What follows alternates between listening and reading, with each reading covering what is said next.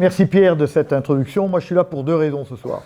D'abord par amitié, parce que vous m'avez fait l'amitié de me demander de réfléchir un peu à la stratégie et de faire un cours. Et puis je vous ai trouvé sympathique avec vos équipes. Voilà. Donc un par amitié pour Sator. Deux, parce que dès que l'occasion m'est donnée de parler de la situation actuelle devant des cadres, devant des dirigeants, je suis extrêmement content de le faire. C'est vrai que les événements vont tellement vite, en particulier avec le matraqueur d'événements et d'informations qui s'appelle Trump, que on ne sait pas où on en est. Donc je crois que c'est important de faire un peu le point, et je vais le faire avec plaisir. Alors je ne suis pas un spécialiste de ça, mais ça fait... vous ne m'avez pas présenté, mais au fond, moi je suis soldat, point. J'ai été que ça, moi je suis soldat, j'étais soldat 40 ans. Le seul truc que je sais bien faire, c'est la guerre, et y réfléchir un peu. C'est pour ça que je me suis évidemment passionné pour la stratégie. Mais au fond, les relations internationales, ça a été mon affaire toute ma vie. J'ai été diplomate à Washington. L'évolution du monde, ça a été mon affaire. Et moi, je me suis battu pendant... Je suis un soldat d'abord de la guerre froide, après des autres guerres. Mais pendant 15 ans, moi, je me suis préparé à faire cette guerre-là. J'étais en Allemagne contre le rideau de fer, etc. Et donc, cette apparition, ou ce jaillissement de la guerre en Europe, celle que moi j'ai préparée et que j'ai jamais faite, pour moi, elle est quelque chose qui est épouvantable, parce qu'au fond, moi j'ai vécu pour que ça n'arrive pas. Et tout d'un coup, ça arrive. Et la question, c'est qu'est-ce qu'on a raté? Alors, on en parlera peut-être. On en parlera peut-être. Je ne suis pas sûr de vouloir revenir, sauf si on pose des questions, de savoir quelles sont les causes de cette guerre qui est en Europe, au milieu de l'Europe, entre Européens. Là, le lait est répandu. Je crois que ce n'est pas la peine de pleurer sur le lait répandu, mais je crois qu'il faut avancer, essayer de comprendre. Alors d'abord, je crois qu'on ne peut pas comprendre cette crise, qui est une crise majeure, qui m'amène tout de suite à faire une citation de Lénine. On va reprendre une citation de Lénine qui disait c'est pas un copain, attention, il y a des décennies où rien ne se passe, il y a des semaines où des décennies se passent. Et très honnêtement, moi je n'ai jamais vu de ma vie une situation aussi mouvante et aussi brutale, autant en rupture. Pourtant, des ruptures, j'en ai connues. Moi, j'ai vécu la chute du mur, évidemment, comme vous, les Twin Towers. J'étais à Washington à ce moment-là. Bon, voilà, mais quelque chose qui change le monde, qui le bouleverse à ce point-là, et qui va imposer un renouvellement totalement, au fond, des relations entre les nations. Honnêtement, je n'en ai jamais vécu. Mais on ne peut pas dire que ce soit une surprise. Ce qui est une surprise, c'est la brutalité et la forme barbare que prend cette rupture. Ce qui rend la situation vertigineuse aujourd'hui, c'est que tout bouge et que tout bouge en même temps, et que tous les repères qui ont été les miens depuis le début de ma vie et qui ont été les vôtres depuis le début de votre vie, tous ces repères-là sont en train de sauter les uns après les autres, et qu'on ne sait pas à quoi raccrocher sa pensée, ses certitudes. Mais au fond, on est dans des grandes tendances. Et avant de commencer à parler de la situation actuelle, moi je voudrais replacer la crise du moment dans quelque chose d'un peu plus vaste. Globalement, je crois qu'on peut dire, alors c'est mon analyse à moi, on n'est pas obligé d'être d'accord et j'espère qu'on pourra échanger. Mon analyse à moi, si vous voulez, c'est qu'on est à un moment où, de basculement du monde, bon, ça c'est clair, mais on est à un moment où on a de grandes parenthèses qui se referment. De grandes parenthèses dans lesquelles on vivait bien, qui nous paraissaient parfaitement naturelles et qui ne l'étaient pas. La première parenthèse, évidemment, c'est le fait que nous, Européens, forts de nos principes, nous pensions que nous avions tué la guerre, que la guerre n'existerait plus. On savait bien qu'il y avait quelques conflits à droite et à gauche, mais on se disait en Europe jamais. Eh bien, la guerre est revenue en Europe, entre Européens, et à moins de 2000 km de l'endroit où on est aujourd'hui, il y a des gens qui s'entretuent de la manière la plus barbare. Donc ça, c'est évidemment un choc. Autre choc, c'est le choc de l'Alliance Atlantique. On est né, même moi, vous voyez, on est né après la naissance de l'Alliance Atlantique, et on s'est dit, ce truc, c'est un don de Dieu qui est éternel, et on avait oublié ce que disait De Gaulle, qui disait, les traités, c'est comme les jeunes filles et les roses, ça dure ce que ça dure. Et en fait, on n'a jamais vu, depuis le début du monde, une alliance qui dure 80 ans. Et nous, on était là-dedans, on disait ce truc-là, c'est éternel. Eh bien non, ça n'est pas éternel. L'Alliance Atlantique dans laquelle on a vécu, sous la protection de laquelle on a vécu, eh bien, cette alliance est juste morte et il faut en prendre conscience. Ensuite, il y a quelque chose aussi qui est nouveau pour nous, c'est l'éloignement de la Russie. On a tous vécu à côté d'une Russie qui, au fond, dans l'histoire moderne, était un rapprochement vers l'Europe.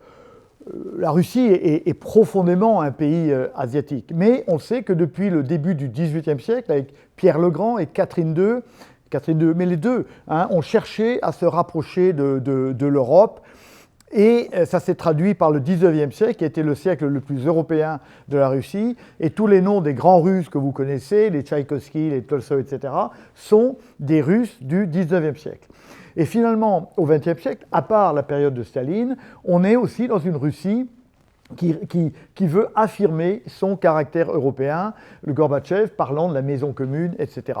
Et donc, on a eu trois siècles pendant lesquels la Russie s'est voulue européenne et s'est rattachée à l'Europe. Eh bien, c'est quelque chose qui est fini. C'est-à-dire que la Russie est repartie de l'autre côté pour des décennies et peut-être des siècles. Et ça aussi, c'est tout à fait nouveau dans notre paysage. Et puis, je dirais, le quatrième élément, mais qui est encore plus fondamental, et quand je vais vous le dire, ça va vous faire un peu de mal, mais il vaut mieux se le dire maintenant, au moment où on en prend conscience, c'est que le moment de l'Occident est terminé. Quand je dis ça, le moment de l'Occident, vous le savez comme moi, ça a commencé en 1492, quand les Espagnols, conduits par un Italien, ont été conquérir l'Amérique latine. Ça a duré jusqu'à maintenant, avec un suicide double, comme vous le savez, au XXe siècle, mais on était toujours dans le moment de l'Occident. Et de manière assez étonnante, la petite Europe a conquis l'intégralité du monde. Et quand on n'a pas conquis, on a mis des comptoirs en Inde, etc. On a été partout. Eh bien, ce moment-là est terminé. Et pourquoi était-il terminé ? Est-ce que c'est parce qu'on a perdu notre puissance ? Non, la puissance de l'Occident a continué à s'accroître. Mais ce qui s'est accru beaucoup plus vite que la puissance de l'Occident, c'est la puissance de ce qui n'était pas l'Occident. Vous vous rappelez tous du mouvement des non-alignés, 56, la conférence de Bandung, etc. On a un petit mouvement qui n'a pas de poids. Et aujourd'hui, on a à côté de l'Occident, face à l'Occident, et peut-être, si on n'y fait pas attention, contre l'Occident, on a ce qu'on appelle le Sud global, ou comme l'appelle le président Poutine, le monde majoritaire, qui n'existe pas en tant qu'union, mais qui est comme un espèce de syndicat qui est essentiellement lié par le ressentiment vis-à-vis de l'Occident. Le reste du monde étant désormais plus puissant que nous, l'ancien dominateur est rejeté. Nous sommes, nous, occidentaux. Et quand je dis occidentaux, je compte encore là-dedans les États-Unis, donc je ne suis plus très sûr qu'ils appartiennent à l'Occident. Nous sommes 17% de la population mondiale. Ce qui veut dire que 83% ne fait plus partie de l'Occident. Aujourd'hui, le PIB de l'Occident, c'est de l'ordre de 30% du PIB mondial. À côté, il y a 30% des BRICS, et puis après, il y a le reste. Mais ce qui veut dire que 70% du PIB est plus produit par l'Occident. Quand les États-Unis construisent le monde qu'on a aimé, mais qui a disparu, c'est-à-dire à la fin de la Deuxième Guerre mondiale, les États-Unis, c'est 51% du PIB mondial. Maintenant, les États-Unis, c'est l'ordre de 17 ou 18% du PIB mondial. Et en termes de démographie, quand nous avons conquis le monde, il n'y a pas à en avoir honte, c'est comme ça, c'est un fait de l'histoire. Quand on a conquis le monde, eh bien, on avait une démographie qui était très forte, etc. Aujourd'hui, on sait bien qu'on est dans une déflation démographique. Il n'y a pas que nous, la Chine, le Japon, la Corée aussi. Mais les grandes masses humaines sont à côté. J'étais il y a quelques jours en Inde. Ils sont devenus le premier pays en termes de population, avec presque 1,5 milliard. La Chine, c'est juste un peu moins, mais c'est ça. Et puis, il y a les pays qui ont explosé, le Nigeria, le Brésil, enfin tous ces pays. Et on ne peut pas ne pas comprendre que le Premier ministre Modi se dise qu'est-ce que c'est que le monde qui est dirigé par des gens qui n'ont plus le pouvoir. Moi, je représente 1,5 milliard d'habitants et je n'ai rien à dire sur la façon sur la gouvernance du monde. On voit bien que ces choses-là ne sont pas supportables. Donc, ce Sud global, est-ce que c'est une puissance unie? Non. Mais c'est un fait géopolitique, c'est-à-dire qu'il y a un rejet du monde qui a été dominant pendant 5 siècles. Et on ne peut pas s'en étonner. C'est comme ça. Alors, on peut se demander pourquoi c'est comme ça. Alors, j'ai dit, il y a un problème de production économique, il y a un problème démographique. Et puis, comme je suis soldat, moi j'écris beaucoup de livres et j'ai beaucoup étudié ces affaires-là, une évidence m'est apparue. C'est que, qu'est-ce qui nous a permis de dominer le monde? C'est notre meilleure efficacité, notre meilleure efficience dans l'utilisation de la violence organisée. Et on a cru que nos valeurs étaient désirées par le monde entier. Elles n'étaient pas désirées, nos valeurs, mais nos canons tiraient plus loin, le calibre de nos canons était plus important. Et donc, on a réussi à imposer nos valeurs, et parce qu'on les a imposées, on a cru que le monde désirait nos valeurs et que nos valeurs étaient universelles. Mais rappelez-vous, en Afrique, ce n'est pas les missionnaires qui arrivent en premier, hein, c'est d'abord les soldats et après les missionnaires, c'est comme ça. Et alors le phénomène nouveau, qu'on a très bien vu s'appliquer tant en Afghanistan qu'en Irak, mais au Vietnam aussi, c'est que avant, les armées produisait du résultat politique. C'est-à-dire que Napoléon gagnait une bataille, on faisait le traité de Tilsit, qui, comme les jeunes filles, était cassé assez rapidement, ou les roses, pardon, était cassé assez rapidement, mais on avait un produit politique derrière une possession. Maintenant, aujourd'hui, quand on gagne une bataille, le résultat dure 15 secondes. C'est fini. C'est-à-dire qu'il y a une espèce de socialisation des territoires qui fait que l'État ne représente plus le territoire. Et comme moi, mon père et vous, votre grand-père, ben, quand l'Allemand arrive, on prend son fusil et puis on va se battre. C'est-à-dire qu'on n'est pas emprisonné dans la défaite ou la victoire des armées. Et donc les armées ne sont plus capables de produire du résultat politique. Or, comme ce sont les armées occidentales qui ont donné leur universalité à nos valeurs, eh bien nos valeurs ne sont plus universelles. Alors, il y a un exemple qui est assez frappant sur ces valeurs, c'est la Déclaration universelle des droits de l'homme.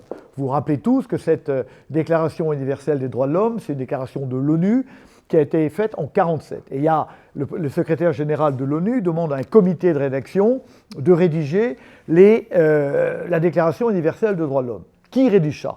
Quand vous regardez le comité de rédaction, ça ne sont que des Occidentaux. Que des Occidentaux. Alors, je triche un peu, il y a 2 non-occidentaux, il y a un Chinois qui a été formé à Princeton et qui est professeur à Princeton. Et il y a un Libanais. Il a été formé à Harvard et il est professeur à Harvard. Et donc, ces gens-là nous disent, mais non, ce n'est pas des valeurs universelles. Et évidemment, quand on les impose, et vous n'avez pas à nous les imposer, c'est vous. Et donc, je crois qu'il faudra s'habituer à cette affaire-là. Nous avons dominé le monde par nos armes. Pendant 5 siècles. Nous avons cru que comme nos armes étaient les plus puissantes, nos valeurs étaient universelles et on a oublié que les valeurs, elles sont liées à une histoire, à une géographie, à une philosophie et qu'au fond, il n'y a pas de valeurs universelles. Et donc, je crois qu'il va falloir s'habituer, et Trump ne l'a pas compris, quand on regarde son discours il y a 4 jours, il ne l'a pas compris. Il va falloir qu'on apprenne à vivre avec des morceaux de monde qui vivront sous d'autres philosophies, d'autres systèmes politiques, etc. Et c'est comme ça. On comprend très bien, la démocratie, elle est née à Athènes, elle est venue, elle a souffert, mais finalement, elle a fini par imprégner le monde occidental. Mais on voit bien que c'est une construction qui a été lente, qui a bénéficié de conditions particulières, et que quand vous cherchez brutalement à imposer ça à l'Afghanistan ou à l'Irak ou à tel autre pays, ça ne marche évidemment pas. Ça ne marche évidemment pas, ne serait-ce que parce que la démocratie qui est au cœur évidemment de la civilisation occidentale est d'abord basée sur l'humanisme, la valeur essentielle de l'homme. Et moi, en tant qu'Européen, je crois que c'est fondamental. Mais quand vous parlez de ça à un Indien, qui est démocrate, qui sont dans une démocratie. Quand vous parlez ça à un Chinois, ils vous disent non, c'est pas ça qui est important. C'est la famille, c'est le groupe, etc. Donc les constructions sociétales ont été complètement différentes. Et je crois qu'il faut comprendre et apprendre à vivre avec un monde qui sera partagé en groupes qui porteront d'autres valeurs, d'autres philosophies. Et quand Trump disait l'autre jour, l'Amérique, dans son grand discours il y a quelques jours, l'Amérique sera un pays dominant qui dominera le monde comme ça n'a jamais été auparavant, il n'a pas compris que le monde avait changé et que, évidemment, les États-Unis ne parviendront jamais à dominer le monde. Ça appartenait au monde d'hier. Et on voit bien que Trump est révisionniste en ce sens qu'il veut revenir à un monde qui existait, mais qui n'arrivera plus. Alors, il y a une volonté dans le monde de désoccidentalisation du monde, qu'on voit tous les jours, avec les Chinois qui veulent installer un système bancaire pour remplacer le système SWIFT, ils veulent imposer le yuan rimini comme valeur, comme monnaie de réserve à la place du dollar, avec une volonté de dédollarisation. Donc il y a une volonté générale de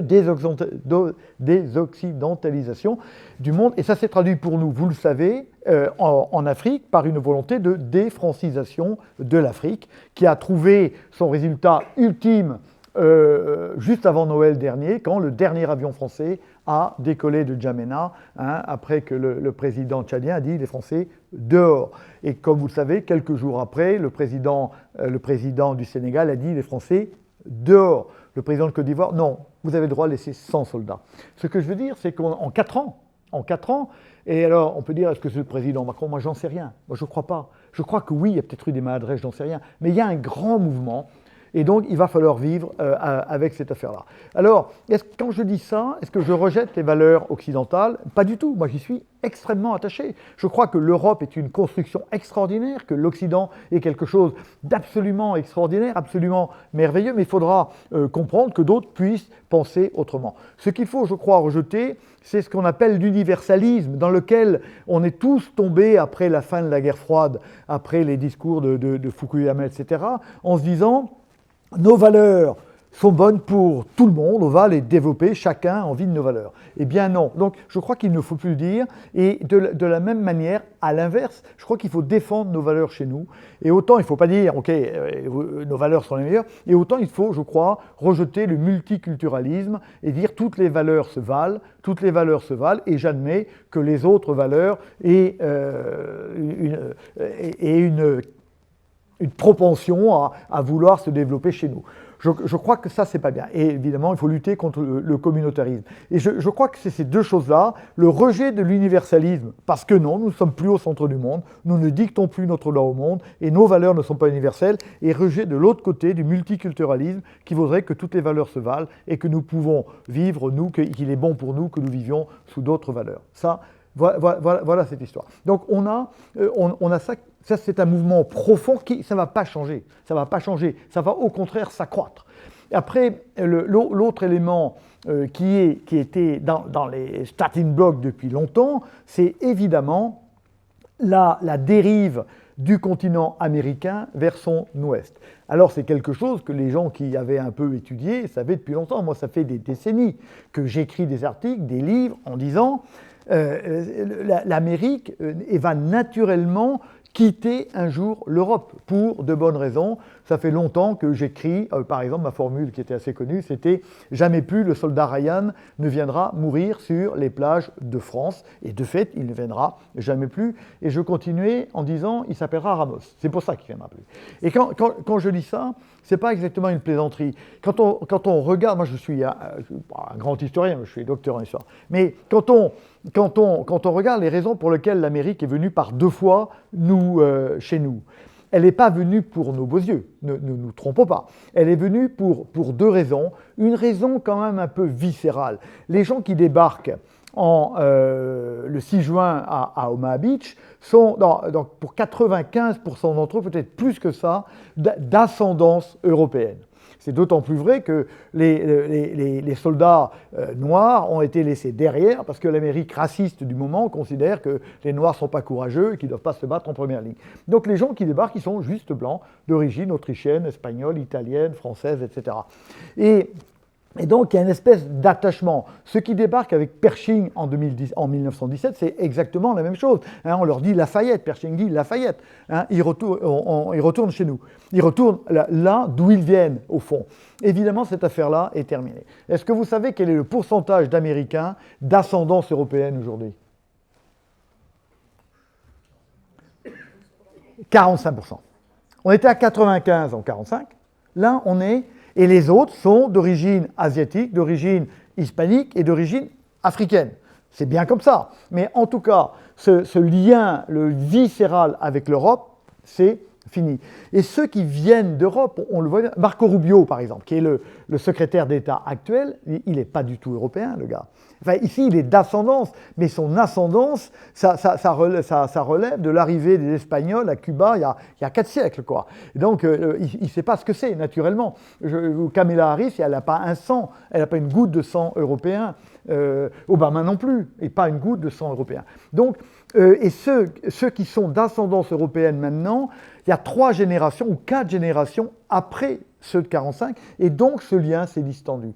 Donc ça, c'est quelque chose, il n'y a plus d'attachement. Trump, il n'a pas d'attachement à l'Europe, il n'en a pas, enfin c'est clair. Et la deuxième chose, évidemment, d'abord, qui a amené les Américains à faire la guerre, c'est le commerce. C'est le commerce. L'Amérique de 1917, elle faisait 60% de son commerce avec l'Europe. Et donc, les chefs d'entreprise, au bout d'un moment, sont allés voir Wilson, qui avait été réélu en 1916 sur le titre « Je vous amènerai jamais à la guerre ». Il dit « Écoutez, il faut aller remettre de l'ordre dans notre zone de chalandise parce qu'on ne fait plus de business ».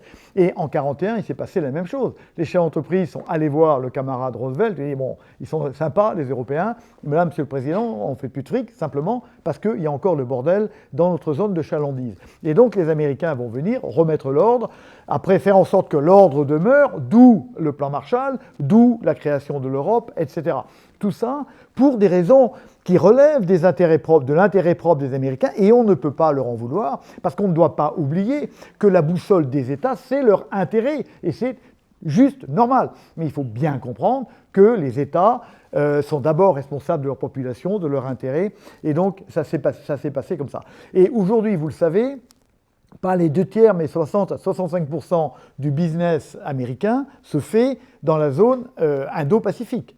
Et que donc, là, il y a cette nécessité d'avoir une Europe calme, ben ça n'existe plus. Donc, ce que je veux dire par là, c'est que les 2 raisons qui les ont ramenés chez nous ont disparu. D'où, que dit Obama ? Il parle du pivot stratégique, vous vous en rappelez. Il dit « Je suis le premier président du Pacifique » et les choses continuent comme ça. Alors on a eu le retour d'un Européen qui s'appelait Biden, qui lui était encore très attaché à la vieille diplomatie, mais on voit bien que c'est une affaire qui est terminée. Et donc, ce qui s'est passé là, ce qui vient de se passer, ça n'est pas surprenant. Ce qui est surprenant, c'est la brutalité. Mais Kamala Harris aurait été élue, il se serait passé la même chose. Mais ça se serait passé en 4 ans. Ça serait passé en 4 ans, petit à petit, en biseau, et on aurait eu le temps de se préparer. Après tout, peut-être est-il mieux qu'il y ait ce coup de pied terrible. Hein, là, et tout d'un coup, là, l'Europe, en quelques jours, s'est réveillée, et c'est peut-être la seule solution pour qu'elle se réveille. Donc, voilà pour le cadre général, mais je crois que c'est important d'en parler. Alors maintenant, on a ce conflit dont on pourra parler, qui n'est pas né de rien, et qui est né essentiellement quand même du fait que c'est un truc que nous, Occidentaux, on a totalement raté, c'est la fin de la guerre froide. C'est-à-dire qu'après la fin de la guerre froide, d'une part, on a cru que la chute de l'Union soviétique, c'était la victoire de la démocratie. Pas du tout. C'était juste l'effondrement d'un système économique qui ne pouvait pas fonctionner. On s'est donc dit, les Américains d'abord évidemment, donc la démocratie c'est fort, tout le monde veut la démocratie, continuons à faire un peu plus du même. Alors que c'était l'époque où il fallait évidemment arriver à construire un monde de demain. Et vous vous rappelez que d'ailleurs, juste après la fin de la guerre froide, il y a quelques Européens qui ont compris cette affaire-là. Je pense à Mitterrand, je pense à Kohl, je pense au Premier ministre britannique Major, etc., qui ont dit, au fond, il y a un OTAN, il y a un lien qui est lié au fait qu'il y a une menace, celle du pacte de Varsovie. Et la menace ayant disparu, il faut reconstruire un monde différent. Et évidemment, l'Amérique y a tout de suite vu un grand danger, puisque si on arrivait à construire Si on arrivait à construire un ensemble économico-libéral qui allait de Dublin à Vladivostok, et ça n'était pas impossible de l'imaginer. Les historiens ne sont pas tous d'accord, mais ce n'était pas impossible de l'imaginer. Alors il est clair que ce monde-là avait tout le pétrole nécessaire, tous les minerais nécessaires, etc. Et l'Amérique ne devenait plus le responsable, le grand responsable de l'Occident, et donc perdait au fond son caractère exceptionnel. Donc à partir ça a duré 2 ou 3 ans, cette phase-là, dans laquelle on a cru pouvoir s'entendre avec les Russes, etc. Et les Américains ont mis des bâtons dans les roues. Il y a eu ce développement de l'OTAN qui a fait un mal considérable, quelles qu'en soient les raisons. Mais en tout cas, à la fin, ça s'est traduit par le fait que la nouvelle vision du monde qui apparaissait en Europe a disparu et on est revenu sous les jupes des Américains. On est revenu complètement sous les jupes des Américains et les Américains nous ont dit on vous protège, il n'y a pas de problème. Et donc nous avons abandonné définitivement notre autonomie stratégique qui aurait pu être créée à ce moment-là, qui aurait dû être créée à ce moment-là, et on s'est totalement vassalisé par rapport aux Américains. Après, je pourrais vous raconter comment les Américains... Moi, j'aime bien l'Amérique, j'ai vécu 5 ans, etc. Mais c'est quand on travaille, comme moi, pendant 3 ans au département d'État, au Conseil de sécurité, au Pentagone, que vous comprenez comment les gens raisonnent. Ils ne sont pas méchants, les Américains, mais ils pensent Amérique d'abord, comme nous, on pense France d'abord. On a compris que la France, il fallait la penser dans l'Europe, mais on pense d'abord pour soi. Et donc, l'Amérique vis-à-vis de l'Europe, c'est important de se poser la question. Pourquoi est-ce que les Américains créent l'Europe? Parce que c'est d'abord une idée américaine qui va être portée par Monnet, par Schuman. Pourquoi crée-t-il l'Europe? Pour 2 raisons. Mais la première, c'est qu'ils ont besoin de trouver un système pour que l'Europe redevienne économiquement relativement forte, que ce soit un marché fiable, etc. Donc on crée l'Europe et derrière on va créer l'OTAN. On va créer l'OTAN en 1949, comme vous le savez. Vous vous rappelez ce que disait Lord Ismay, qui était le premier secrétaire général de l'OTAN. Il disait, le but de l'OTAN, c'est simple, c'est pour garder Russia out, Germany down, and the US inside. C'est-à-dire qu'au fond, ça a été créé dans un but négatif, l'Europe, à la fin, on ne pas l'oublier. C'est pour faire tampon vis-à-vis de la Russie, et d'autre part, pour enchaîner le Gulliver allemand, pour que le Gulliver allemand n'ait plus la tentation de repartir à la guerre, comme il l'avait fait par 3 fois. Et donc, l'Amérique crée l'Europe, mais ce qu'elle veut comme Europe, et on le voit bien, c'est une Europe qui, au fond, ne soit jamais une Europe politique, bien sûr, et donc une Europe qui ne soit jamais aboutie. Et donc, elle va utiliser un certain nombre d'outils pour que l'Europe ne se construise finalement jamais en objet politique. Le coup le plus important a failli être porté par Obama, mais je pense que là, les Européens étaient suffisamment sages. Quand Obama nous presse de faire entrer la Turquie dans l'Europe, les Européens comprennent bien que oui, il y a un petit morceau de Turquie qui est en Europe, sûrement, oui, ils sont dans l'OTAN, mais c'est un pays qui est fondamentalement, évidemment, asiatique et pas un pays européen et qui ne partage pas notre culture.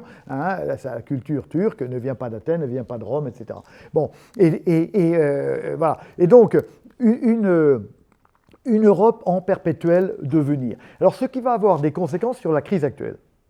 Pourquoi ? Parce qu'à partir de 92-93, Clinton est aux affaires et il y a cette tentation de l'Europe d'arriver à trouver une certaine autonomie par rapport à la tutelle américaine que nous supportions parfaitement, évidemment, parce qu'elle était à notre avantage.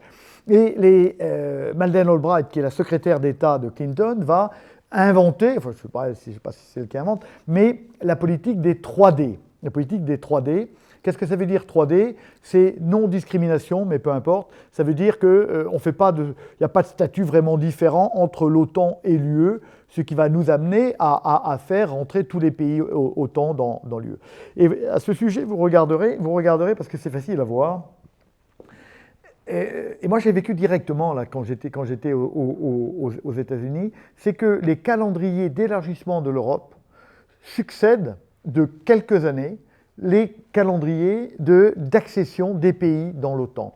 Et j'étais en particulier à l'arrivée de Bush aux États-Unis, au département d'État, les choses étaient claires. C'était pour que l'Europe n'ait pas la tentation de partir et de devenir une entité politique, on va la dissiper dans l'espace. Et effectivement, et ce que disait, à juste titre, ça s'est passé comme ça, le département d'État, on va faire entrer des pays dans l'OTAN et vous allez voir que les Européens vont se sentir obligés de les prendre dans l'Europe. Et ça s'est passé exactement comme ça. Et donc, on a eu cette dissolution de l'Europe dans l'espace qui fait que, évidemment, à 27, comme vous le savez, il nous est extrêmement difficile de devenir une entité politique. Donc, non-discrimination. Le but, c'était, il y avait 3 D. Le premier D, c'est non-découplage. La règle, c'était qu'il ne doit pas y avoir de découplage entre l'Europe et les États-Unis. Et pour qu'il n'y ait pas de découplage, ils disent, le mot anglais, c'était no duplication. Ça veut dire quoi vis-à-vis de l'OTAN? C'est-à-dire que si dans l'OTAN, il existe un matériel qui est détenu par les Américains, alors vous, Européens, vous n'avez pas le droit de le faire et dépenser votre argent militaire pour faire des choses que les Américains ne vous ont pas apportées. Et donc ça s'est poursuivi pendant un certain temps, ce qui amène des conséquences extrêmement claires aujourd'hui. N'oublions pas que cette politique-là a été poussée par nos amis britanniques qui avaient un droit de veto en Europe, évidemment, et qui était le cheval de Troie des Américains en Europe. Et ça s'est traduit, aujourd'hui, le résultat, c'est quoi? C'est qu'aujourd'hui, nous n'avons pas d'état-major pour commander une armée européenne.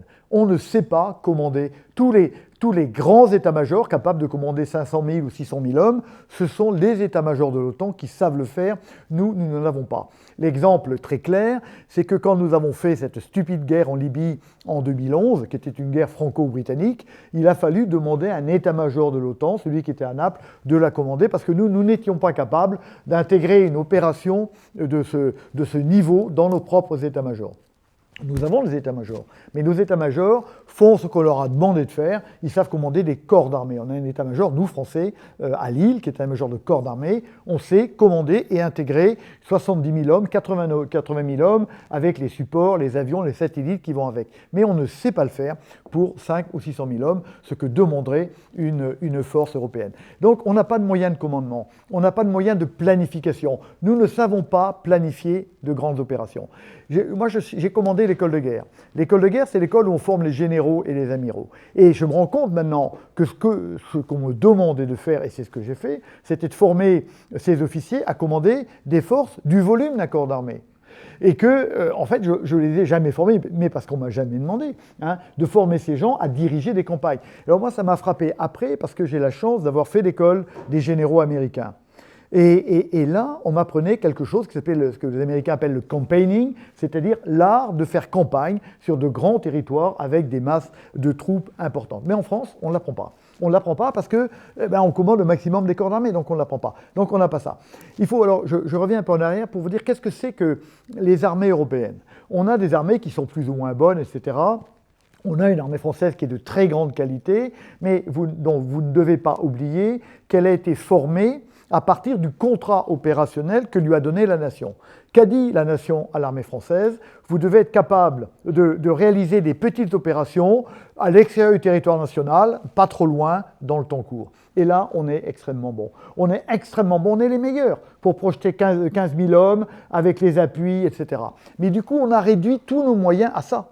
Ce qui fait qu'aujourd'hui, l'armée française n'est pas capable de se transporter, par exemple. On n'a pas assez de camions, on n'a pas assez de jeeps, parce qu'on a concentré nos moyens diminuants sur le contrat opérationnel que nous donnait la nation. Donc, je reviens, je ne veux pas trop dériver, je reviens. Les armées, elles sont plus ou moins importantes, mais elles sont à peu près cohérentes entre elles. Ce n'est pas le cas de toutes les armées quand même. Les Hollandais, par exemple, ont plus de chars. Mais c'est à peu près cohérent.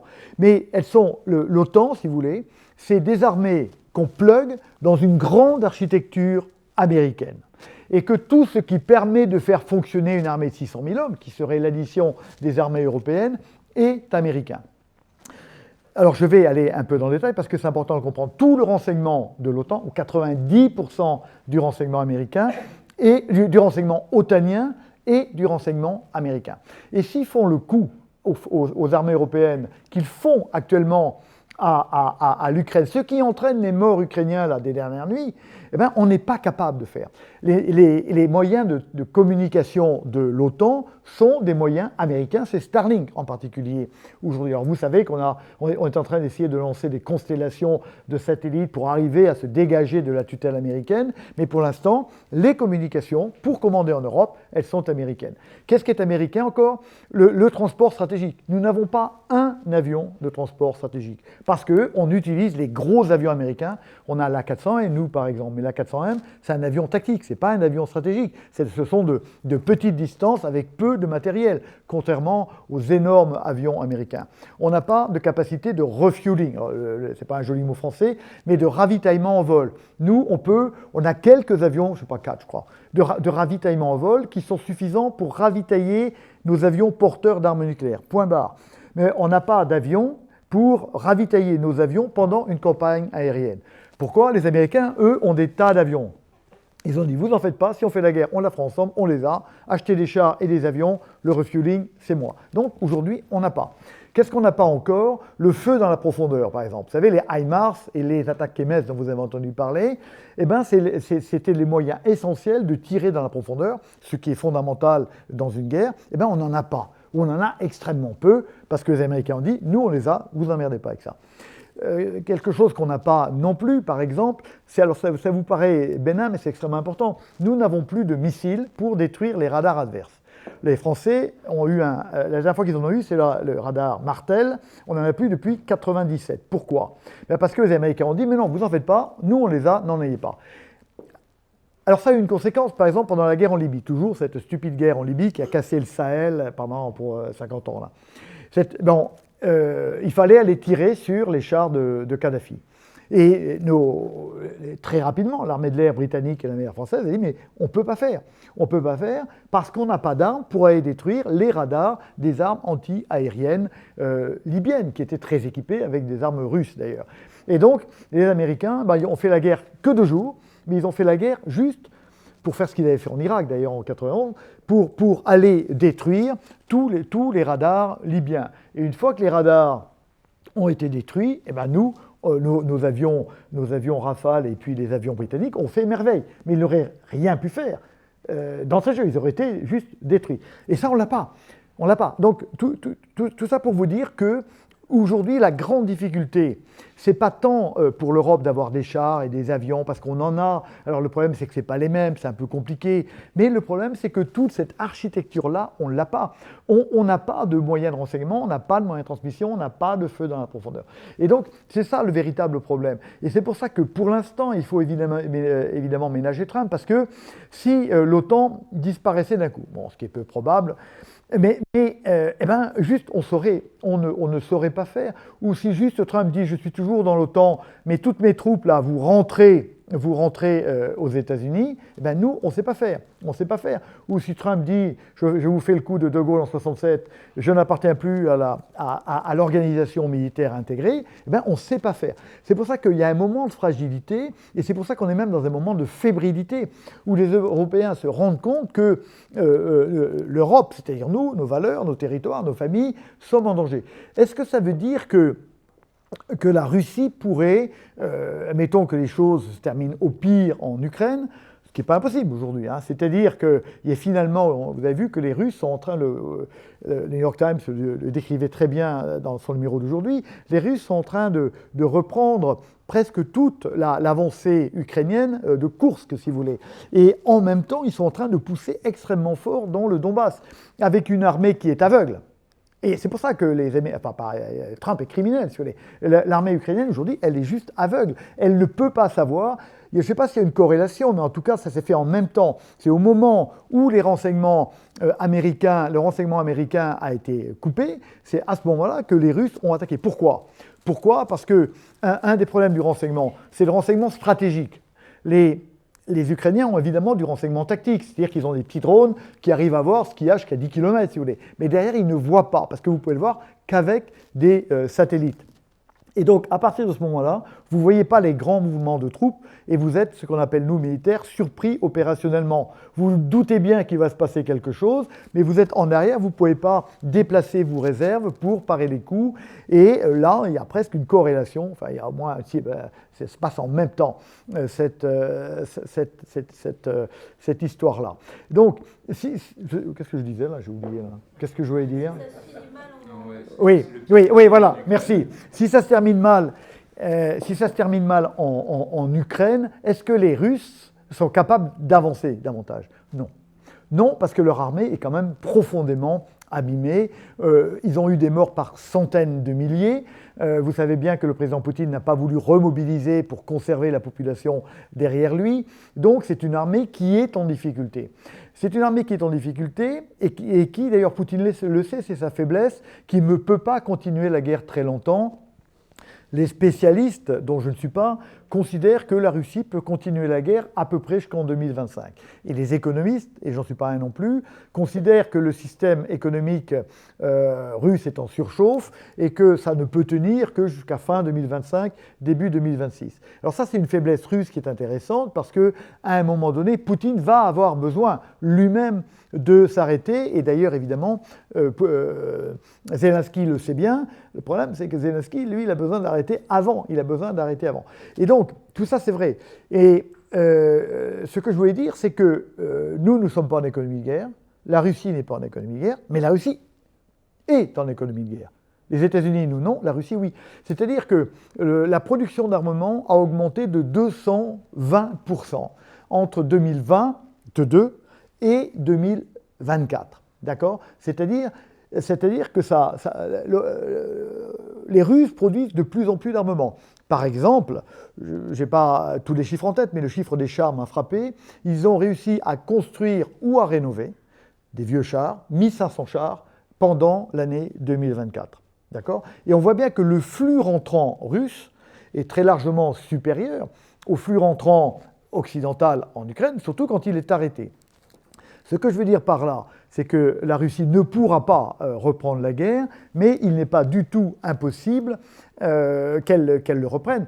Alors, il y a toute une frange des médias aujourd'hui, vous vous en êtes rendu compte probablement, qui est en train de distiller tranquillement une petite musique en disant finalement ils ne sont pas si dangereux que ça, au fond le président Macron va en guerre, etc. Alors moi je leur demande, mais quels renseignements avez-vous ? Toutes les maisons de renseignement occidentales, toutes les Allemands, les Polonais, les Lituaniens, les Français disent si, bien sûr, on sait. Et nos systèmes de renseignement sont quand même plus forts que ceux de certaines télés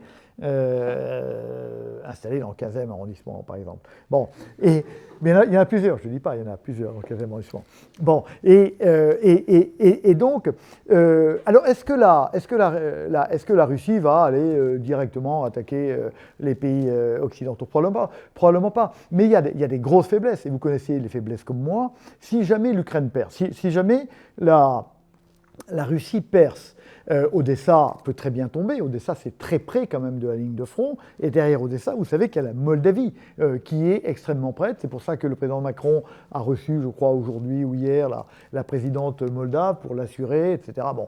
Et puis, il y a vraiment une grande fragilité dans l'OTAN et dans l'Europe, ce sont les pays baltes.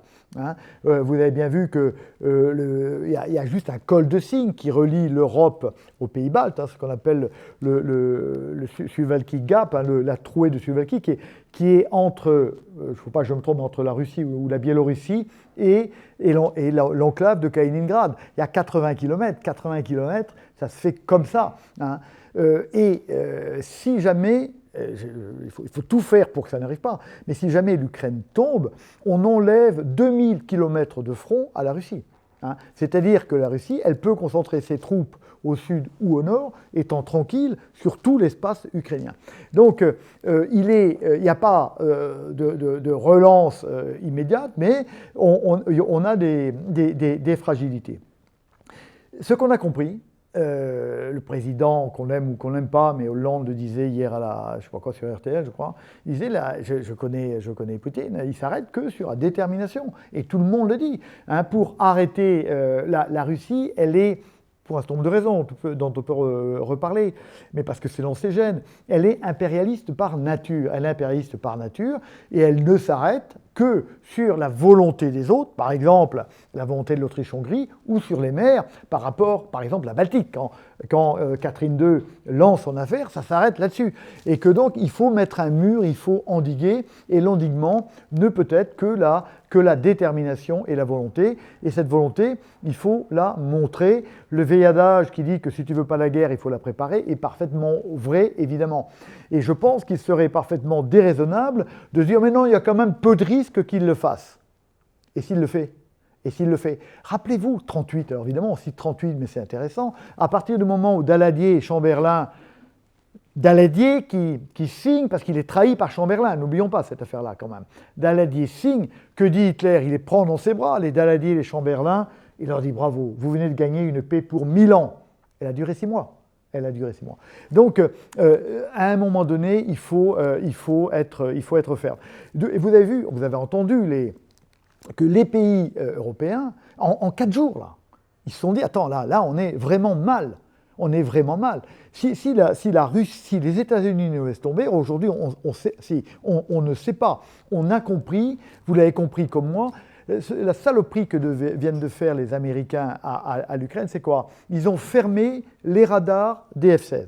D'accord? Les Américains ont donné un F-16 à l'Ukraine, mais les pays européens ont donné 15, qui jouent un rôle tout à fait important pour repérer les missiles russes qui vont frapper les villes ukrainiennes et pour les descendre avant qu'ils frappent.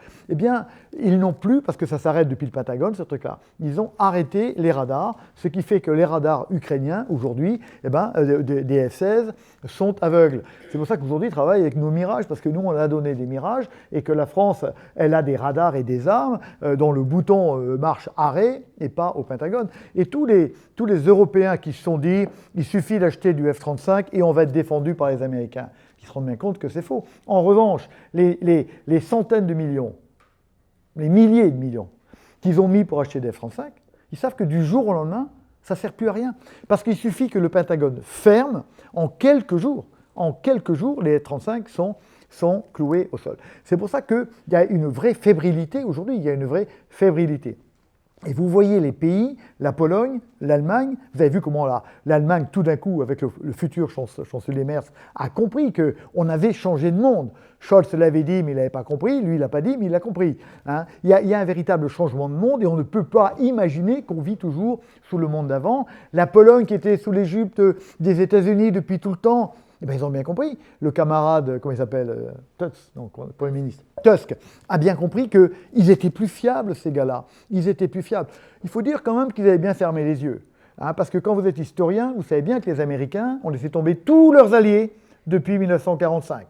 En commençant par Chiang Kai-shek, après les Vietnamiens, les Irakiens, les Afghans, les Kurdes, les Français en 2019, etc. Ils les ont tous laissés tomber du jour au lendemain. C'est pas tellement étonnant. Vous ne pouvez pas être dépendant.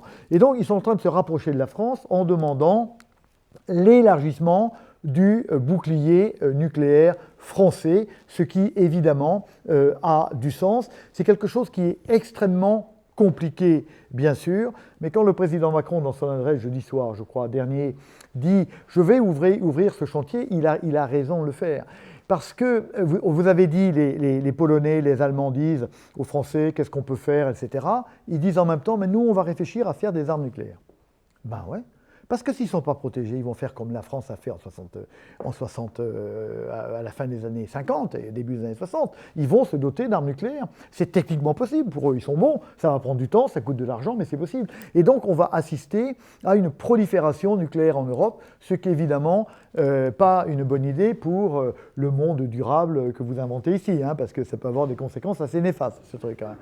Et donc, on a cette difficulté. Alors, pour en terminer sur l'arme nucléaire, on voit que c'est un problème qui est très compliqué.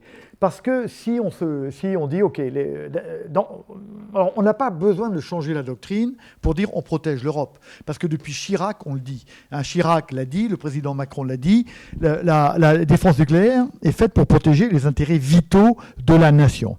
Les intérêts de vitaux, c'est évidemment le territoire et la population, mais c'est bien autre chose. Et évidemment, on ne le définit pas. On ne le définit pas pour ne pas dire à l'adversaire potentiel jusqu'où il peut aller. Donc on ne le définit pas.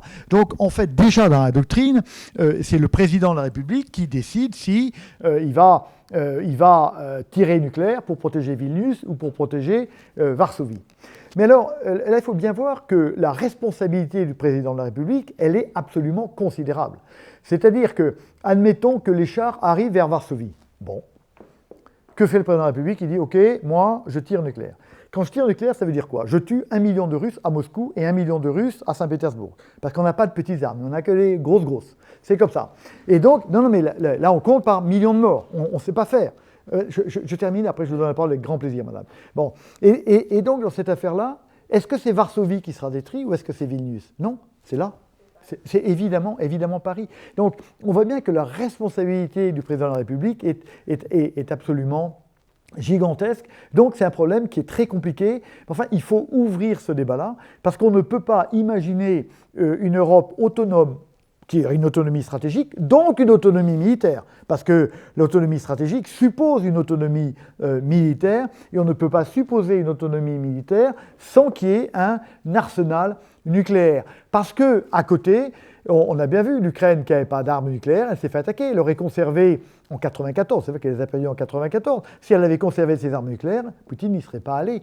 Et donc on voit bien que quand vous avez des États-Unis avec de l'ordre de 5000 têtes, la Chine de l'ordre de 5000 têtes, et nous, on ne peut pas. Et la Russie... la Chine, c'est l'ordre de 300 têtes. Et la Russie, de l'ordre la Russie de 5000 têtes. On voit bien que si vous voulez exister, il faut être capable d'assurer le même risque de destruction à celui qui vous attaquerait. Donc on voit bien qu'à la fois, ce problème ne peut pas ne pas être réglé. Et on voit bien que tant que vous n'avez pas une autorité politique légitime en Europe, c'est un problème qui est très difficile à régler.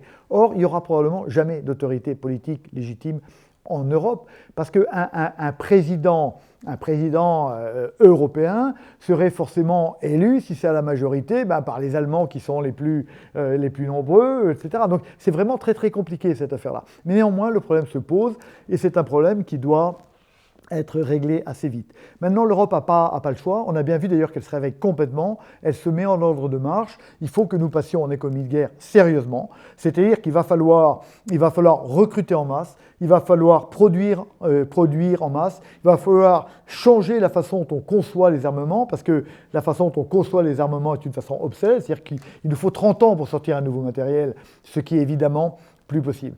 Ce que je veux dire par là, c'est qu'on n'est pas dans la crise du Covid. La crise du Covid, vous faites un petit emprunt, vous réglez le truc, quoi qu'il en coûte, c'est vite fait, on rembourse. Là, non. Là, on est dans un mouvement de fond, c'est-à-dire qu'on est dans des modifications structurelles. Et donc, il va falloir aborder en termes de finances ces affaires-là de manière structurelle. Alors, évidemment, ça ne va pas se passer très vite. Quand Madame van der Leyen dit « vous avez 800 milliards », vous avez tous compris que c'était de la monnaie singe, ce truc-là. Ça n'existe pas. Elle dit, à part 150 millions qui pourraient être de l'argent européen, le reste, c'est de l'argent qui va sortir de votre poche. Hein. Elle dit, vous avez le droit de vous endetter un peu plus. La France, ça va, on a tout ce qu'il faut en endettement. C'est pas sûr qu'on veuille... Mais non, mais c'est un vrai problème pour la France. C'est pas sûr qu'on veuille vraiment en rajouter. Et donc, il va bien falloir trouver de l'argent.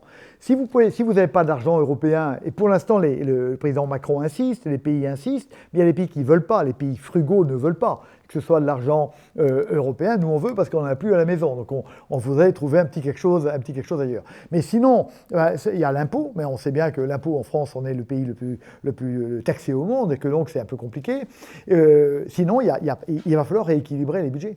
Il va falloir rééquilibrer. Vous n'ignorez pas que le budget de l'État est pour 2/3 du budget de l'État, c'est des dépenses sociales. C'est comme ça. C'est comme ça, parce qu'on a eu un dédredon social qui a cru, aux dépens des budgets de sécurité nationale. Pourquoi? Parce que vous tous, citoyens, vous ne croyiez plus à la guerre parce qu'on vous avait dit que la guerre était morte. Et donc on a pu taper sur les budgets des armées sans que personne ne manifeste pour avoir des belles armées françaises. Parce qu'on pensait que la guerre était morte et on en a profité pour calmer la CGT, la CFDT, FO et autres syndicats. Donc on a eu ce déséquilibre-là. Mais maintenant, forcément, il faudra dire la vérité aux Français. À un moment donné, comme disent les Américains, freedom is not free. La liberté, ça se paie à un moment donné. J'aime bien citer, quand je dis ça, la citation d'Eisenhower, grand général, comme vous le savez, et grand président des États-Unis, qui dit la liberté et la démocratie ne sont pas des données. Il faut que chaque génération, à son tour, les défende. Et je crois que c'est vrai. Et le problème de l'Europe, c'est que ça fait 4 générations qu'on a cru que cette affaire-là, c'était gratuit, c'était une donnée universelle. Eh bien non. Donc probablement, il faudra faire des échanges. Alors, est-ce qu'il faut préférer la sécurité nationale ou la sécurité sociale? Je ne sais pas. Mais enfin, il faudra faire des échanges. Est-ce qu'il faut préférer le beurre ou les canons? Je ne sais pas. Mais enfin, il y aura probablement des rééquilibrages à faire. Et je crois que les politiques devront être assez forts pour expliquer ça, qu'à un moment donné, il faudra payer des choses que nous ne payons pas. Quand vous regardez ce que paient les Français, on paie de quoi? On se paie de quoi manger. Et puis ensuite, c'est l'État qui paye. Et nous, on se paye des iPhones, on se paye des voyages, pas trop pour ne pas polluer, hein, mais on se paye des voyages, on se paye ce genre de trucs. Et au fond, les Français sont juste habitués à payer pour ce qui leur permet de vivre directement, le logement, la nourriture, le vin rouge et puis je ne sais pas quoi. Mais sinon, tout le reste, c'est dépensé en menu plaisir, je dirais 2 iPhones par enfant, 4 télés à la maison, etc. À un moment donné, maintenant, il faudra bien comprendre qu'il y a des choses qui étaient payées par l'État qui ne peuvent plus être payées et que chacun devra payer, comme par exemple la défense. Je précise évidemment que, enfin moi je le disais encore sur BFM, mais je ne suis pas le seul à le dire, il va falloir revenir à une sorte de service national. Je vais expliquer pourquoi. Il faut qu'on double à peu près le volume de militaires. Or, l'armée française, c'est une armée de professionnels. Or, on ne peut pas faire appel aux soldats professionnels. Pourquoi? Parce que nous sommes au maximum de ce que nous pouvons recruter. On recrute dans la même tranche d'âge que les entreprises, c'est les gens qui ont entre 18 et 22 ans, etc. Donc les entreprises tapent dedans, nous on tape dedans, on essaie de faire au mieux. Mais pour que l'armée recrute des gens de qualité, on recrute quand même nos soldats à un niveau élevé, c'est entre Bac-2 et Bac+2 nos soldats, ils sont quand même assez formés. Mais nous considérons qu'il faut qu'il y ait 2 volontaires pour un type qu'on va engager. Sinon, vous baissez la qualité. Et aujourd'hui, on est à 1,3. On est à 1,3, pourquoi? Parce que les gens, ils n'ont plus envie de subir les contraintes. L'armée, c'est extraordinaire, mais enfin, c'est une vie qui est un peu moins douce et souple que le club méditerranéen, quand même. Bon, mais c'est super, je vous emmène, madame, après. C'est super bien, comme truc. Hein. Mais bon, ce que je veux dire, or, on a besoin de doubler. Donc, il va falloir faire appel au contingent. On n'a pas besoin des 800 000 jeunes, 400 000 jeunes femmes et 400 000 jeunes hommes. On ne sait pas où les mettre, on n'en a pas besoin. Mais on a besoin probablement d'un flux rentrant de volontaires d'une centaine de milliers de soldats, marins et aviateurs, qui donnent 1 an de leur vie ou 2 ans de leur vie. Et il va falloir les attirer parce que ça ne pourra pas être universel. Donc ce sera des volontaires, comme on en a souvent eu d'ailleurs dans les armées. Et donc il faudra les attirer. Aux États-Unis, par exemple, pour avoir des soldats dans la garde nationale, qui est la 2e armée américaine, ils leur paient les études qui coûtent très cher, ils paient les systèmes sociaux, ils paient des trucs, ils leur donnent des avantages, les permis, les machins, etc. Donc nous, il faudra qu'on arrive, comme on a su le faire avant avec les appelés, hein. On avait des services, des volontaires services longs, on avait des mesures incitatives qui faisaient la France pouvait en disposer pendant un certain temps. Donc il faudra mettre ça en place. Ça n'est pas la réserve. Ce matin, on posait la question. Ce n'est pas la réserve. Il faut des gens. Ce n'est pas la peine de construire des armements. Il faudra d'abord construire des chaînes de production d'armes, parce qu'on ne les a pas. Il faudra produire des chaînes de production. Il faudra former des ingénieurs, des techniciens pour arriver à monter la production. Mais il faudra, une fois qu'on a produit l'armement, il faut des soldats pour porter les armes, mais pour être prêt, évidemment, à se battre. Sinon, ça n'a aucune crédibilité face à M. Poutine. Donc il faut bien des gens d'actifs pendant 1 an ou 2 qui viennent compléter ces rangs-là. Et puis il faut en plus une réserve qui sera d'autant plus facile à construire qu'on aura eu des volontaires qui resteront dans la réserve pendant un certain temps, une réserve qui pourra encore venir renforcer les rangs de l'armée d'actifs. Bon, voilà où on en est. On a des négociations qui commencent demain, comme vous le savez, en Arabie Saoudite. Mais pour l'instant, Zelensky était, vous voyez, comment il s'appelle, MBS. Hein, et demain, les Américains viennent. Zelensky, c'est un gars qui est quand même bon en diplomatie, qui est bon en guerre, etc. En face de lui, comme d'habitude dans l'équipe Trump, on a un entrepreneur de travaux publics et puis on a je ne sais pas qui, quoi, des gens, ça va être vachement bien. Mais à part la volonté de Trump, on a quand même en face une équipe d'idéologues et de bras cassés. Bon, ça va quand même être compliqué cette histoire-là. D'autant plus que l'Ukraine n'a pas grand-chose à donner. L'Ukraine, elle a des choses qu'elle ne donnera pas. Elle ne donnera pas les territoires qui ont été conquis à la Russie. Elle pourra accepter pour le cessez-le-feu que la guerre s'arrête et que pour l'instant ces possessions restent une possession de personnes, mais elle n'acceptera pas évidemment que légalement les Russes s'emparent de ça. Elle ne fera pas ce que veut Poutine et ce que veut Trump, c'est qu'il démissionne. Hein, Zelensky aujourd'hui est à 75% d'opinion favorable. Il a été élu beaucoup mieux que Trump. Il a évidemment aucune raison d'aller démissionner. Donc ça, la Russie, l'Ukraine ne donnera pas. Alors qu'est-ce qu'elle peut donner?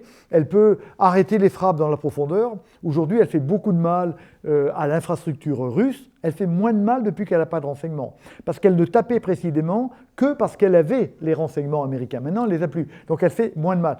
Mais ça, elle peut le donner. Elle peut arrêter de frapper les navires russes en mer Noire, parce qu'elle a gagné la guerre en mer Noire, mais elle n'a pas grand-chose à donner. Mais le problème essentiel, évidemment, c'est plutôt que la Russie, elle n'a pas intérêt à arrêter. Aujourd'hui, elle n'a pas intérêt à arrêter. D'abord, elle n'a pas reconquis tout le saillant de Koursk, et elle est assez proche. Mais elle n'est pas encore allée jusqu'aux limites du Donbass, c'est aux limites administratives du Donbass, État du Donbass, dont vous savez qu'ils appartiennent légalement, selon le droit russe, déjà à la Russie. Donc là, Poutine sait qu'il va avoir intérêt à arrêter, mais que pour l'instant, il peut continuer. Et il peut continuer un peu plus longtemps que l'Ukraine, d'autant que l'Ukraine, pour l'instant, n'a pas de flux rentrant. Donc c'est des choses qui vont être compliquées. Est-ce que ça va s'arrêter demain? Non. Il y a un journaliste qui me posait la question. Je lui ai dit, les négociations de paix entre la Corée du Nord et les États-Unis, ça a duré 2 ans, entre 1951 et 1953. Et il y a eu 2 millions de morts pendant ces 2 ans. Les négociations entre le Vietnam, c'était ici à l'hôtel qui s'appelait Majestic, ça a duré 4 ans, les négociations entre le Vietnam et les États-Unis, et jamais l'US Air Force n'a autant bombardé Haiphong, Hanoi que pendant cette période. Donc ça ne va pas se terminer demain, ça va durer un certain temps, et ça va être évidemment compliqué. Voilà, j'ai parlé 5 minutes, c'est un peu trop, je sais. Hein. Vous avez parlé de valeurs, et vous avez dit pour les Occidentaux d'arrêter de se croire porteurs des valeurs universelles pour le monde. Et aujourd'hui, on est dans la Climate House et on parle de transition climatique. Et je pense que cette notion de transition climatique porte sur des valeurs. Et en tout cas, la volonté de la Climate House, c'est de porter ces valeurs, que ce soit en France et même, j'imagine, à l'international. Et vous avez parlé notamment d'arrêter de se croire, nous, porteurs de valeurs universelles.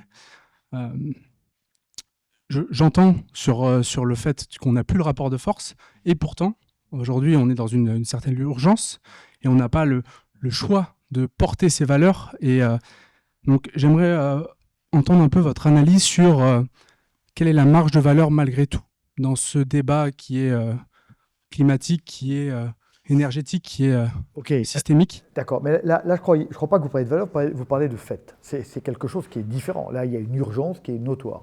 Bon, c'est comme ça. Alors, et vous savez quand même que c'est pas universel, ça. C'est-à-dire que là, je viens d'Inde, il n'y a pas un pays plus pollué que l'Inde. Si, il y a l'Afrique, on est d'accord. Mais à part ça, c'est-à-dire le sentiment de cette urgence-là, il n'est pas du tout, il n'est pas porté, on est vraiment porté par nous, parce qu'il faut un certain niveau de civilisation, c'est pas gentil de dire ça, mais économique, quoi, pour arriver. C'est une deuxième valeur, quelque part, qui est fondamentale, et que nous, on perçoit fondamentale, parce que quelque part, ça peut-être vous fatiguer ce que je vais vous dire, mais c'est quelque part un problème de riches. Et on a raison de porter ça. On a raison de porter ça. Mais ce que je veux dire, il faut le porter, mais il faut savoir regarder Trump.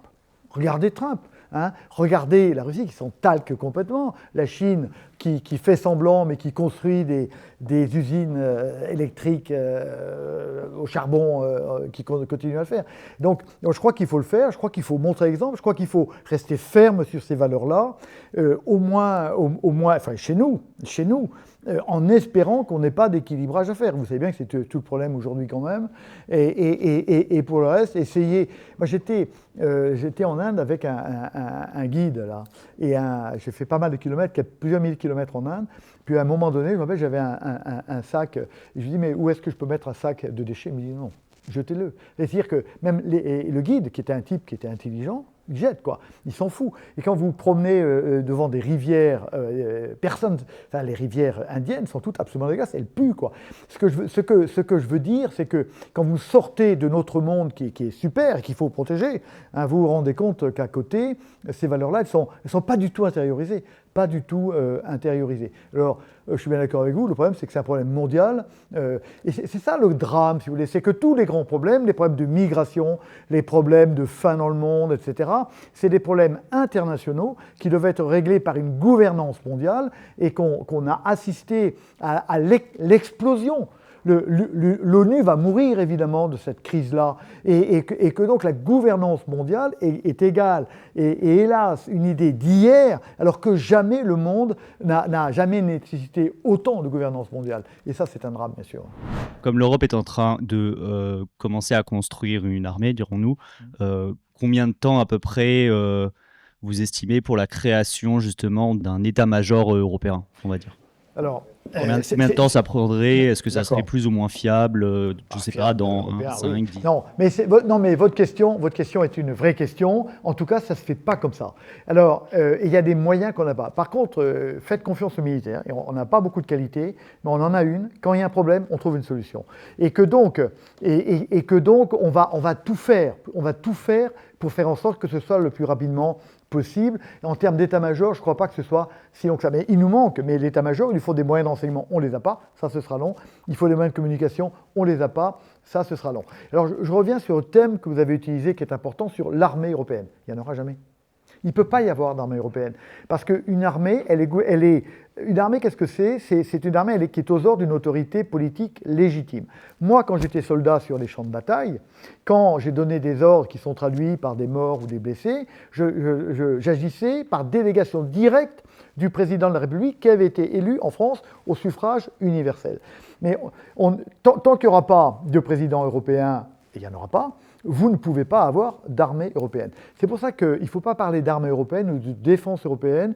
On peut parler d'Europe de la défense, qui est quelque chose de différent, ou on peut parler de la défense de l'Europe. Hein, on peut parler de la défense de l'Europe, et pour la défense de l'Europe, ça on peut arriver, mais il faut que les grands, les Big Five, l'Allemagne, l'Angleterre, la France, l'Italie, l'Espagne et la Pologne, ça va faire Big Six, hein, si je compte bien, ceux-là se mettent d'accord. Il faudra arriver à faire une espèce de coalition des volontaires, comme disait le non regretté Rumsfeld, une coalition des volontaires, et puis viendront avec nous les pays qui voudront bien nous suivre. Moi j'ai bien aimé la réaction que les Européens ont eue jeudi dernier vis-à-vis du président Orban. Hein, ils ont dit « Ok, tu ne veux pas faire avec nous? Ok, tu ne fais pas. » Point. Et on avance. C'est-à-dire qu'ils ont avancé sur un certain nombre de dossiers en disant la règle de l'unanimité, elle a été décidée dans un autre monde, on est dans un monde à crise, à la guerre comme à la guerre. On ne va pas attendre que les chars russes soient là, dans la rue de Caire, pour dire qu'il fallait virer Orban avant, quoi. Et donc, il va falloir trouver des expédients et avancer. Nous sommes en péril. Ok, il faut qu'on se réarme et effectivement qu'on redevienne autonome d'un point de vue stratégique et militaire. Mais à mon sens, il faut qu'on aille beaucoup plus loin. Aujourd'hui, les dépendances de la France et de l'Europe vis-à-vis des États-Unis et du reste du monde, elles sont criantes. Donc, moi, la question que je pose, et j'avais une petite idée suite à monsieur Gaël Giraud, par exemple, c'est comment on trouve de l'argent pour non seulement se réarmer, mais reconstruire nos industries, protéger notre agriculture, sortir de notre dépendance numérique.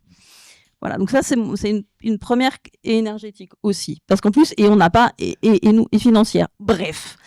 Et je trouve que là-dessus, la stratégie qu'ont eu les Russes après les premières salves de sanctions, elle est assez intéressante parce qu'ils ont finalement, enfin après, je suis pas pro-russe, hein, mais je trouve que d'un point de vue stratégique, ils ont bien joué leur coup en fait. Et puis ils ont un avantage sur nous, c'est qu'ils ont des ressources. Donc ma première, c'est quand même. Ils sont un. Et ils sont un aussi. Mais on pourrait se dire que côté France, quelque part, on prend l'initiative. Donc c'est un peu, c'est comment vous voyez cette nécessité à la fois de trouver de l'argent, et c'est difficile pour le militaire, sauf à ce que la BCE décide qu'elle annule les dettes. Et comment on le fait aussi pour reconstruire tout le reste de notre industrie, parce que de toute façon, le militaire ne pourra pas, je pense qu'il ne pourra pas exister si derrière, il n'y a pas toute cette autonomie qui est reconstruite. Non, vous avez raison. Et là, il y a un article très intéressant d'Henri Coletta, je ne sais pas si vous voyez qui c'est, Henri Coletta, qui est le président de l'Institut de l'Or dans Le Monde d'aujourd'hui, et qui dit ça, à juste titre. Il dit il y a la sécurité militaire, mais c'est un tout petit truc par rapport à la sécurité économique, financière, etc. Si vous voulez, moi, je ne sais pas comment on va faire, et puis je ne suis pas économiste, j'en sais rien. Mais je pense qu'il faut faire confiance. Il faut faire confiance quand même. L'Europe, on est quelque chose, quoi. Vous savez, c'est là, et donc on va trouver des solutions. Je ne sais pas lesquelles, mais on va les trouver parce qu'il y a urgence. Quand il y a le feu au lac, eh ben, on change les règles et on avance. Et il y a deux remarques. Monsieur le Premier ministre Bayrou, dans son discours, dit « Nous sommes puissants et nous ne savons pas à quel niveau nous sommes puissants. » Parce qu'on est fort, on est quelque chose. Et donc je crois qu'à partir du moment où on aura compris quelle était notre puissance en termes économiques, d'ingénieurs, etc., qu'on redressera la tête. Et j'aime bien la question de Tusk. Tusk dit, il y a quelques jours, il dit comment se fait-il que 500 millions d'Européens, c'est la question, 500 millions d'Européens demandent à 300 millions d'Américains de les défendre contre 140 millions de Russes. La Russie ayant un PIB 10 fois inférieur au PIB de l'Europe. Donc moi je crois qu'il y a des solutions, il faudra les trouver, il ne faudra pas ronronner, et quelque part le coup de pied que nous a donné Trump devrait, peut-être ce sera un bien formidable pour l'Europe. Je crois qu'on va avancer. Deuxième question. Donc moi, je me pose la question de est-ce que finalement, la séparation, la dérive de la Russie vers l'Asie, elle est si inéluctable que ça? Parce qu'ils sont 144 millions face à 1 milliard de Chinois, 1,5 milliard d'Indiens. Et est-ce que moi, je me pose la question, hein, au-delà des conflits actuels et de toutes les tensions qu'il y a pu y avoir, si en fait, il n'y aurait pas un intérêt commun, malgré tout, des Russes et des Européens, à long terme, de s'entendre. Non, mais il est clair que l'intérêt stratégique à long terme de la Russie est de ne pas tomber sous les griffes de la Chine. Je ne sais pas qui disait que la Russie va devenir une colonie minière, de la Chine. C'est aussi pour ça que Poutine ne veut pas que ça dure trop longtemps, parce qu'il ne peut pas trop s'affaiblir et se mettre pieds et poings liés sous la Chine.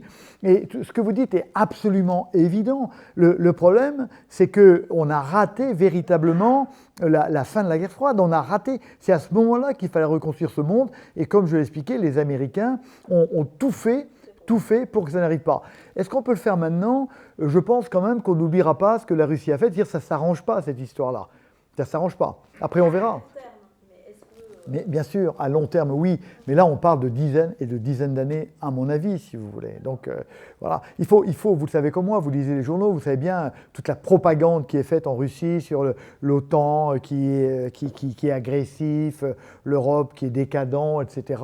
Enfin, à part une poignée, j'espère que c'est plus qu'une poignée de Russes qui comprennent les choses, la majorité tombe sous le coup de la propagande qui dure depuis 2010 de M. Poutine. Donc oui, évidemment, c'est un intérêt naturel, mais je ne sais pas si on arrivera suffisamment vite.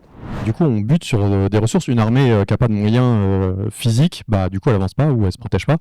Et du coup, j'ai l'impression que même les États-Unis sont en train de buter sur les limites et que Musk, Trump s'en moquent. Mais on est bien sur des réalités de limites physiques le monde est en train de se tendre et donc du coup il n'y en a pas pour tout le monde et donc chacun se replie sur sa zone et je ne sais pas si du coup l'Europe a une place là-dedans, sachant que on a perdu le gaz russe mais on l'a remplacé par du gaz et du pétrole américain. On est en train de revoir pour peut-être réimporter du gaz russe. Donc sans énergie en fait, c'est quoi la solution d'une armée sur des réalités physiques indépendamment de l'économie ou des choses comme ça en fait. Non mais vous avez raison, tout le monde a conscience de ça. La guerre pour les terres rares, c'est exactement ça. Il y en a à quelques endroits, il faut l'avoir. Et le problème de l'énergie est tout à fait crucial. Alors, en France, vous savez que, je ne sais pas comment vous êtes par rapport à ça, mais l'énergie nucléaire a permis de résoudre une partie de ces problèmes-là. Ce que je veux dire, c'est que la stratégie, c'est, n'est-ce pas, c'est dans le cours, c'est une prise de risque. Et à un moment donné, ce n'est pas le meilleur choix, c'est le moins mauvais. Et à un moment donné, vous décidez ça en votre âme et conscience parce que vous pensez que c'est moins risqué. Mais pour que ça fonctionne, effectivement, il ne faut pas que Poutine attaque, etc. C'est tout. Mais enfin voilà, c'est pas le sujet, mais vous avez raison, c'est une vraie question. Après nos affaires et nous avec l'Algérie, c'est pas si simple que ça parce qu'on en a quand même besoin. Ça ne va pas marcher très longtemps. Et oui, il y a des vrais problèmes, bien sûr. Donc c'est pas simple. C'est pour ça qu'on a des hommes politiques intelligents pour arriver à... Vous avez parlé tout à l'heure qu'il manquait, un des vrais enjeux, ça va être les troupes. Et ça va être les troupes, de remobiliser, d'avoir des effectifs humains dans les armées. Non, je ne crois pas que ce soit un vrai enjeu parce que je crois que c'est faisable à condition d'admettre qu'il faut changer de modèle, mais on les trouvera. Trouver 70 000 ou 80 000 volontaires, on les trouvera. Il faudra les payer plus, il faudra leur donner des incitations, on les trouvera. Non, moi, je n'ai pas d'inquiétude là-dessus. Il n'y a aucune inquiétude sur le fait qu'un pays, c'est plus forcément un imaginaire qui est présent dans la tête des jeunes aujourd'hui. La nation, l'idée de nation, est-ce qu'elle est pas un peu moins forte qu'avant et elle pourrait être un frein pour s'engager par rapport à des générations précédentes ? Si, vous avez raison. Mais moi, je crois qu'une des vertus de cette crise-là, qui est profonde, elle va recomposer la société. Et peut-être qu'on va se resserrer autour de valeurs qui sont plus intéressantes, plus pérennes. On a compris que les valeurs qui nous ont fait vivre, vous comme moi, la mondialisation, la globalisation, etc., ça a été un rêve, et que ce rêve est assez largement mort, et qu'on va revenir vers des vérités qui seront différentes. Et moi, j'ai été frappé en 2015. Les jeunes Français se sont précipités aux portes des centres de sélection pour venir défendre la patrie. Donc je crois que tout ça n'est pas mort. Et je crois que cette crise, elle va permettre de faire quelque chose. Et j'espère qu'en ce sens-là, un grand bien en sortira. Pour moi, il y a une valeur ultime, c'est la valeur de la vie. On parle d'écologie. L'écologie, c'est pas une option. C'est où on vit dans un environnement qui est encore vivable, ou il n'est plus vivable. Et donc, de toute façon, il va y avoir des millions de morts rien que par ça. Dans une échelle à, on ne sait pas exactement combien, mais dans quelques décennies, et ça va venir assez vite. Donc, en fait, moi, je ne comprends pas très bien ce qui se passe actuellement, parce que j'aimerais comprendre quand on parle de tout ça, de réarmement, d'armée, de tout ça, mais c'est à quelle échelle de temps? Et de toute façon, pour faire quoi? Parce que, de toute façon, dans quelques décennies, l'environnement n'est plus vivable. Donc, ce n'est pas une question pour moi de valeur, c'est éventuellement une question de modèle. Et puis, derrière ça, je suis étonnée qu'on ne parle pas ou très peu de la position de la Chine, de la position de l'Inde également. Moi, j'entends dire que la Chine, même si aujourd'hui c'est extrêmement pollué, pourquoi? Parce que c'est l'usine du monde, hein, on a exporté notre pollution là-bas, enfin nous et tous les pays consommateurs, mais en définitive, j'entends dire que la Chine sera écologique et qu'ils essayent de se préparer à ça, qu'ils ont vraiment conscience aussi de la beauté de leur pays, qu'on sait bien aussi qu'il y a une sagesse vraiment ancestrale, millénaire en Chine. Donc moi, je ne comprends pas très bien j'ai l'impression qu'on n'est pas sur les mêmes échelles de temps et qu'on se trompe un peu. Mais bon, peut-être vous allez nous expliquer. C'est-à-dire qu'on n'est pas dans la même échelle de temps. Là, il faut régler ça maintenant. Et effectivement, on prend des risques par rapport au reste. Mais là, on a une crise. Maintenant, il faut bien la régler. Vous vous rappelez l'affaire des euromissiles? Parce que vous avez l'âge, madame, à 20 ans, vous avez sûrement l'âge, la crise des euromissiles. La crise des euromissiles, vous vous rappelez? Il y a tous les gens qui disaient plutôt rouge que mort. Bah, je veux bien. Moi, je ne crois pas. Je crois qu'il faut défendre nos valeurs. L'écologie, ce n'est pas une valeur russe, pas du tout, par exemple. Non, mais c'est pas porté du tout. C'est pas du tout porté. Et donc, si vous dites, OK, on s'en fout, on va sauver l'écologie, mais les Russes seront là, il n'y aura plus d'écologie. Donc, ce que je veux dire, c'est que vous avez raison.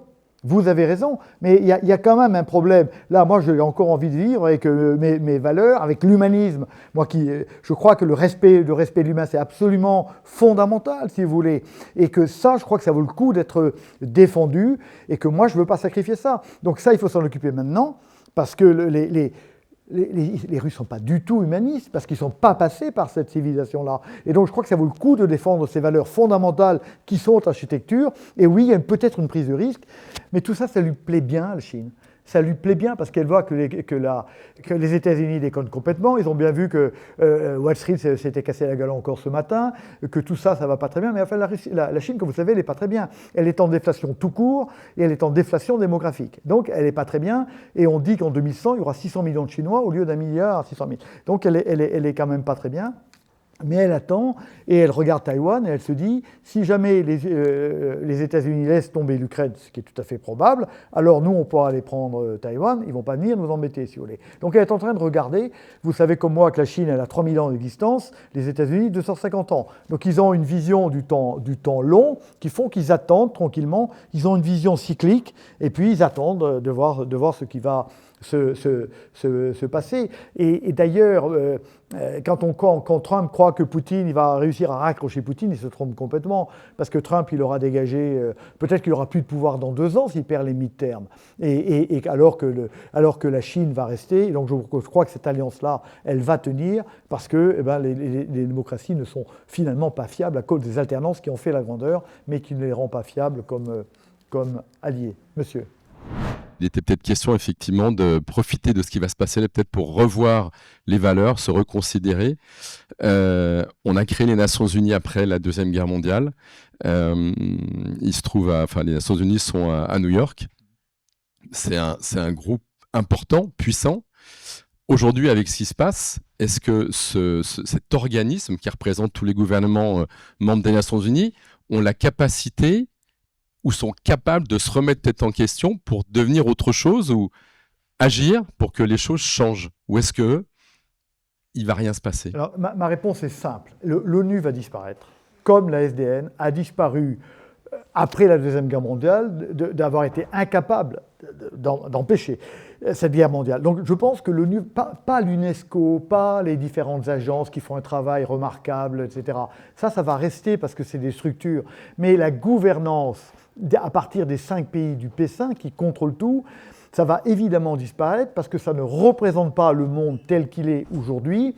Et la difficulté, c'est qu'il y a plein de pays qui veulent rentrer et qu'on ne peut pas en faire rentrer 185, je crois qu'on est 185 pays là-dedans, que ce n'est pas possible et que donc... Combien? 193 193. Et c'est pas loin quand même. Hein. Bon.